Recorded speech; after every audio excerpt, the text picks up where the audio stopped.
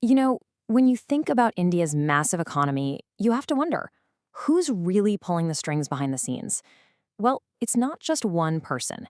There are these super important government bodies making decisions that affect pretty much everything: your bank accounts, the nation's biggest projects, you name it. Today, we're going to pull back the curtain on one of the most powerful players in that entire system. So, who really runs the show? It's a fantastic question. And look, your first thought might be the Reserve Bank, right?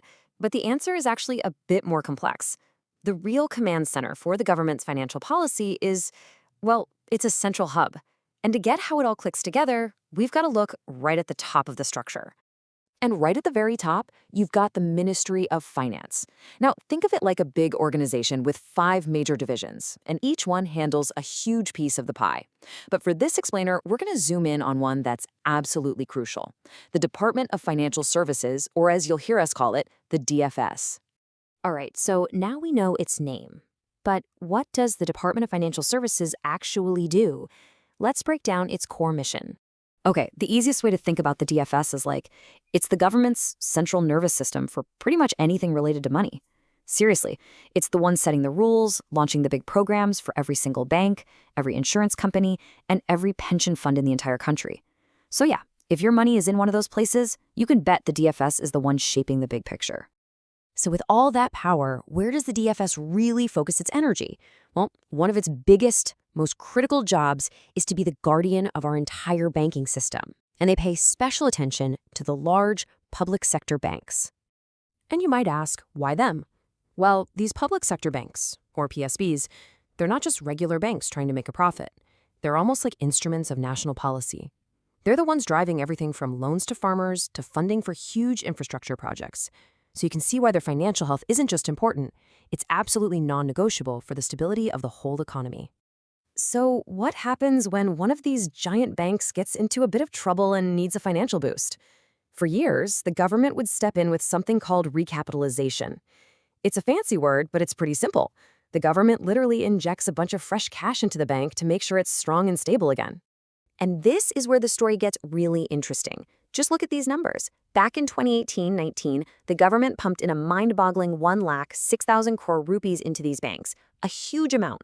But now, fast forward to the budget for 2026-27, and that number drops to a tiny, symbolic zero point zero 0.01 crore. Note, that is not a mistake, it's a massive, deliberate policy shift. The message is loud and clear. Banks are now expected to stand on their own 2 feet. Okay, so keeping the big banks stable is a huge deal. But the DFS's job doesn't stop there. Not at all.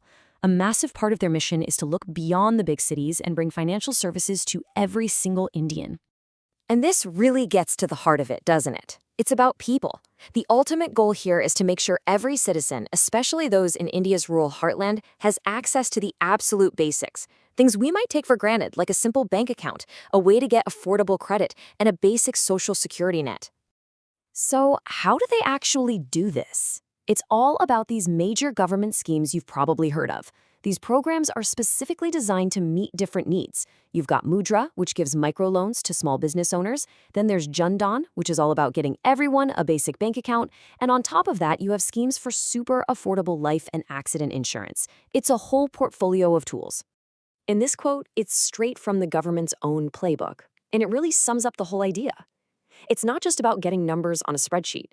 It's a very targeted push to empower specific groups: youth, farmers, women, and really build prosperity from the ground up. So we've talked about keeping things stable and including everyone. But the DFS also has another really important job. It's supposed to be the architect for the future of finance in India. And we can see them laying the groundwork right now. For instance, they're opening up the insurance sector to more foreign investment, to bring in global money. They're creating new ways to fund huge infrastructure projects. They're even working on a special Grameen credit score just for rural areas. You see, each one of these is like a deliberate brick being laid for a more modern, more efficient financial system. Okay, but let's be real. All of these incredible missions and schemes, they cost a lot of money. Public money. Which brings us to the most important question of all. How do we actually know if any of this is working?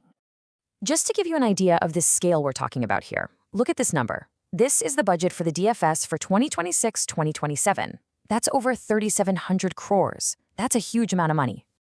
So with that much cash on the line, how does the government make sure it's actually delivering results? I mean, it's easy to spend money, right? The hard part is making sure it actually has a real impact. So how do they track it? Well, they have a special tool for this, and it's called the Output Outcome Monitoring Framework, or OMF for short. Now, this isn't just about counting where the money went. It's much smarter than that. It links every single rupee to a measurable output, say the number of loans they gave out. But then, and this is the key part, it tracks the final outcome. Did those loans actually help people start businesses and improve their lives? See the difference? And that right there is the whole point. It completely changes the conversation. The government is shifting from asking, how much did we spend, to asking, what did we achieve with that money?